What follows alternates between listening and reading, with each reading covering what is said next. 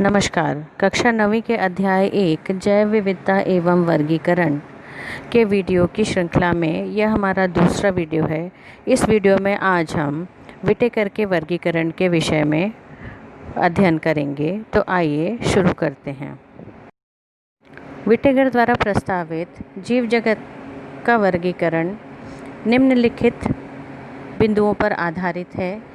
केंद्रक झिल्ली की अनुपस्थिति या उपस्थिति, अर्थात कोशिका प्रोकैरियोटिक है या यूकैरियोटिक। संगठन का स्तर, जीव का संगठन एक कोशिकीय है या बहुकोशिकीय। पोषण प्राप्त करने की विधि, जीव स्वपोषी है अथवा विषमपोषी। स्वपोषी अर्थात यह अपने भोजन का निर्माण स्वयं कर सकता है, और विषमपोषी अर्थात यह अन्य जीवों पर भोजन के लिए आश्रित रहता है तथा इसमें क्लोरोप्लास्ट नहीं पाया जाता है। R.H. विटेकर द्वारा प्रस्तावित 5 जगत वर्गीकरण यहाँ पर एक चार्ट के रूप में प्रदर्शित है। विटेकर के वर्गीकरण का सबसे प्रथम आधार था केंद्रक झिल्ली की उपस्थिति अथवा अनुपस्थिति, अर्थात कोशिका प्रोकैरियोट है अथवा यूकैरियोट। ऐसे सजीव जिनका शारीरिक संगठन एक कोशिकीय था तथा जिनमें कोशिका प्रोकैरियोटिक कोशिका थी, उन्हें जगत मोनेरा में स्थान दिया गया। उदाहरण के लिए जीवाणु या बैक्टीरिया। ऐसे यूकैरियोट जिनका कोशिका संगठन एक कोशिकीय था, उन्हें प्रोटिस्टा जगत में रखा गया। उदाहरण के लिए अमीबा, पैरामीशियम, यूग्लिना आदि। बहुकोशिकीय यूकैरियोट जिनमें कोशिका भित्ति पाई जाती है तथा जो प्रकाश संश्लेषण करने में सक्षम नहीं है, उन्हें जगत फंजाई में रखा गया। उदाहरण के लिए राइजोपस, एनाबियना आदि। किंतु ऐसे जीव जो प्रकाश संश्लेषण करने में सक्षम थे तथा जिनमें कोशिका भित्ति पाई जाती थी, उन्हें जगत प्लांटी में स्थान दिया गया। उदाहरण के लिए नीम, आम, जाम, बबूल आदि। ऐसे बहुकोशिकीय जीव जिनमें कोशिका भित्ति नहीं पाई जाती, उन्हें जगत एनिमेलिया में स्थान दिया गया। उदाहरण के लिए मछली, मनुष्य, शेर, चीते, भालू आदि।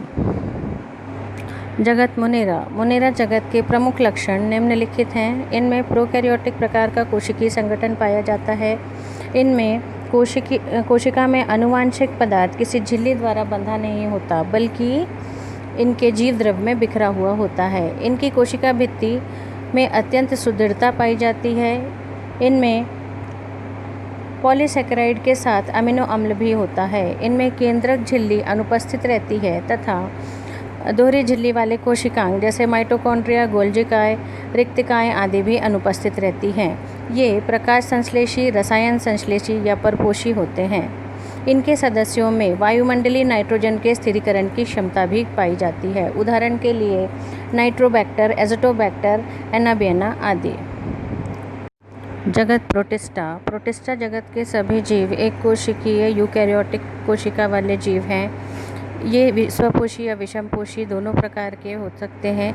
इनमें जीवन की सभी क्रियाएं एक ही कोशिका में संपन्न होती है। उदाहरण के लिए अमीबा, पैरामीशियम, यूग्लिना आदि। जगत फंजाई।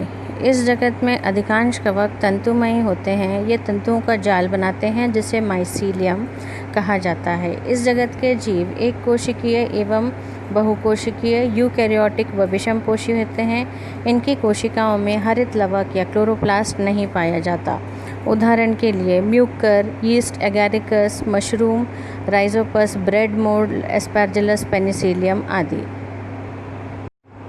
फंजाई जगत के कुछ रोचक तत्व। कुछ कवक लाभकारी होते हैं, जैसे यीस्ट जिसका उपयोग ब्रेड व शराब बनाने में किया जाता है। पेनिसिलिन जिसका उपयोग प्रतिजैविक दवाओं को बनाने के लिए किया जाता है। मशरूम एक ऐसा फंगस है जो भोज्य पदार्थ के रूप में इस्तेमाल किया जाता है। कुछ कवक हानिकारक भी होते हैं जो भोज्य पदार्थों को खराब कर देते हैं तथा पौधों व जंतुओं में रोग उत्पन्न करते हैं।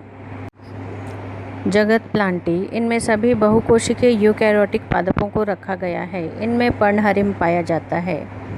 कुछ सदस्य कीटभक्षी, परजीवी व विषमपोषी भी हैं। इनकी कोशिका भित्ति सेल्यूलोज की बनी होती है।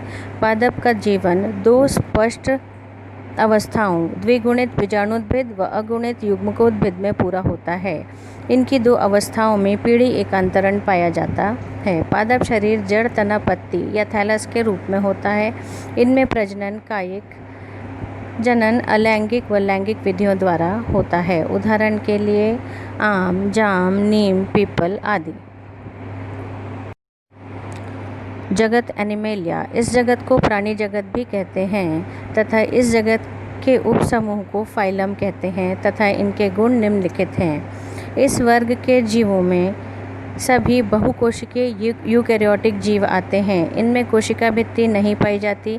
इनमें पर्णहरिम भी नहीं पाया जाता। इस जगत के सभी जीव विषमपोषी होते हैं। इसके अधिकतर जंतु चलायमान होते हैं। उदाहरण के लिए शेर, भालू, कुत्ता, मछली, पक्षी आदि।